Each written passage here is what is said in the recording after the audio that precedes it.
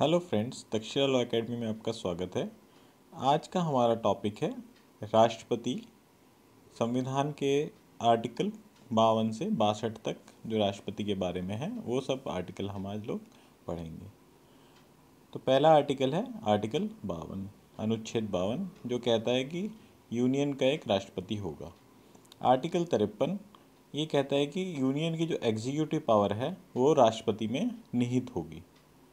इसके बाद article 54 election of president के इलेक्टोरल कॉलेज के बारे में बताता है, यानी कि जिन निर्वाचक मंडल यानी कि जिन लोगों को प्रेसिडेंट को चुनना है उनके बारे में आर्टिकल 54 बताता है। और इलेक्टोरल कॉलेज में कौन कौन होते हैं?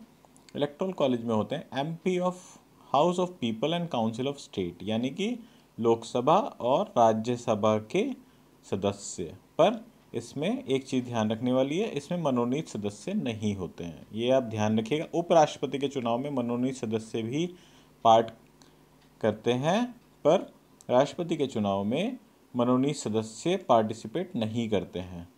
तो ये एक मेजर डिफरेंस है, ये कभी भी आ सकता है। और इसके बाद जो दूसरे एमपीज़ के अलावा जो रहते हैं एमएलए ऑफ लेजिस्लेटिव असेंबली, यानी कि विधानसभाओं के एमएलए जो रहते हैं वो होते हैं। तो इन सबको मिला के एक इलेक्टोरल कॉलेज बनाया जाता है, ये निर्वाचक मंडल होता है जो राष्ट्रपति का चुनाव करता है। तो ये कौन सा आर्टिकल डील कर रहा है? ये अनुच्छेद 54 बताता है हमें। इसके बाद अनुच्छेद 55 जो है वो ये बताता है कि कैसे इलेक्शन होगा। भाई आर्टिकल 54 ने हमें बताया कि निर्वाचक मंडल के सदस्य कौन होंगे, एमपी होंगे लोकसभा के और राज्यसभा के, और एमएलए होंगे। अब वो कैसे उनका जो वोट होगा वो कैसे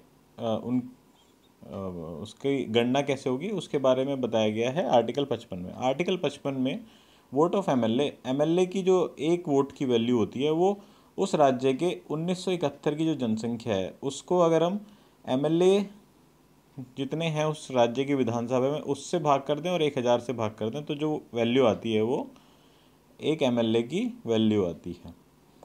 जबकि एमपी की जो वैल्यू होती है वो जब सभी राज्यों के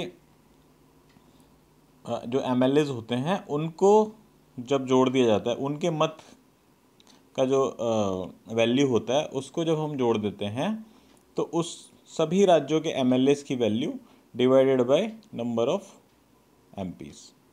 ठीक है, तो इस तरह से एमएलए और एमपी के वोट का जो भार है वो गिना जाता है। तो जैसे यूपी के जो एमएलएज हैं उनके वोट का जो भार है वो सबसे ज़्यादा होता है, जबकि सिक्किम जैसे राज्य जहाँ पे जनसंख्या कम है वहाँ पे पॉपुलेशन भी कम होगी, तो इसलिए और एमएलएज तो कम है ही, तो पॉपुलेशन कम होने की वजह से वहाँ की जो वैल्यू है एमएलए के वोट की वो कम होती है, जबकि यूपी की ज़्यादा होती है।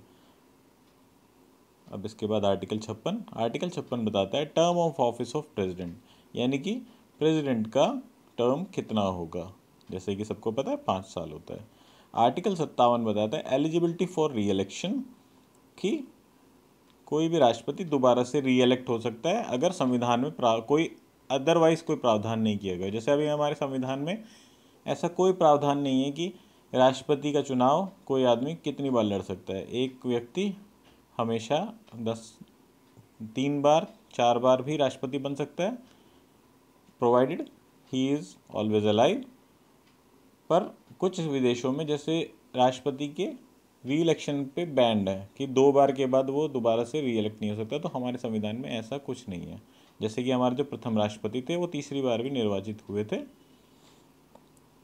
इसके बाद आर्टिकल 58 राष्ट्रपति की क्वालिफ़िकेशन के बारे में बताता है।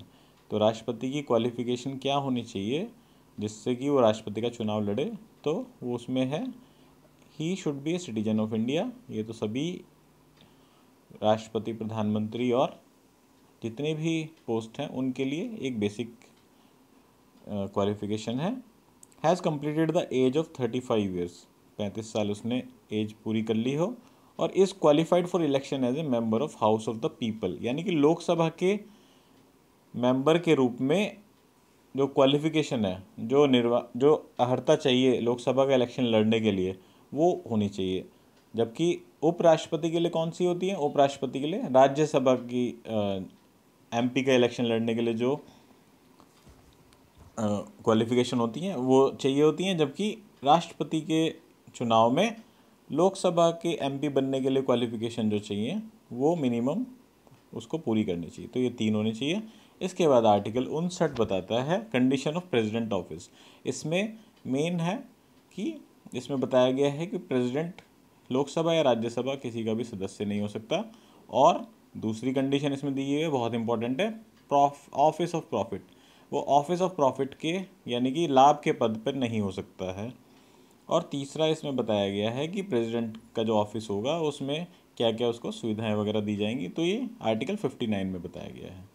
अब इसके बाद आर्टिकल 60 बताता है ओथ जो कि प्रेसिडेंट लेगा।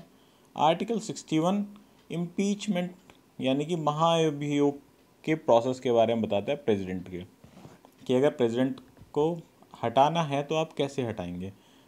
तो इसमें जो प्रोसेस है वो मैं ब्रीफ में बता देता हूँ। Charge preferred bye either house, यानी कि कोई भी हाउस इस अपना जो अगर महाभियोग की प्रक्रिया है वो स्टार्ट कर सकता है। पहली चीज़ फॉरमोस्ट 14 डेज़ का नोटिस देना पड़ेगा। इसके बाद जो नोटिस होगा वो 1/4 of the total number of members, जो टोटल नंबर ऑफ मेंबर्स हैं उसका 1/4 कम से कम लोगों को उसको साइन करना पड़ेगा।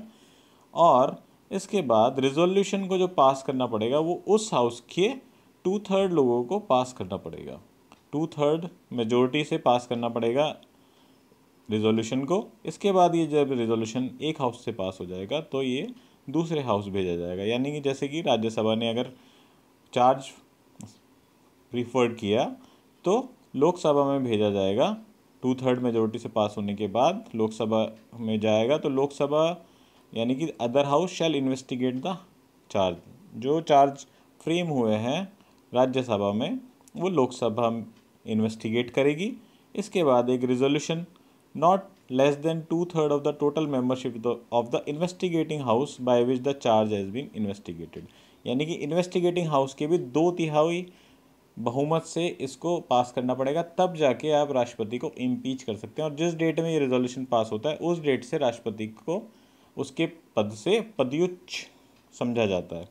तो अगर राज्यसभा में रेजोल्यूशन लाया गया है तो लोकसभा इन्वेस्टिगेट करेगी, और लोकसभा में रेजोल्यूशन लाया गया है तो राज्यसभा इन्वेस्टिगेट करेगी। इसके बाद आर्टिकल 62 ये बताता है time of holding election to fill vacancy, यानी कि वैकेंसी को कितने टाइम में फिल करना पड़ेगा। तो ये था आज का हमारा वीडियो। ये वीडियो आपको कैसा लगा ये आप हमें बताइए, और हमारे चैनल को सब्सक्राइब करिए, वीडियो को लाइक करें और शेयर करें। धन्यवाद।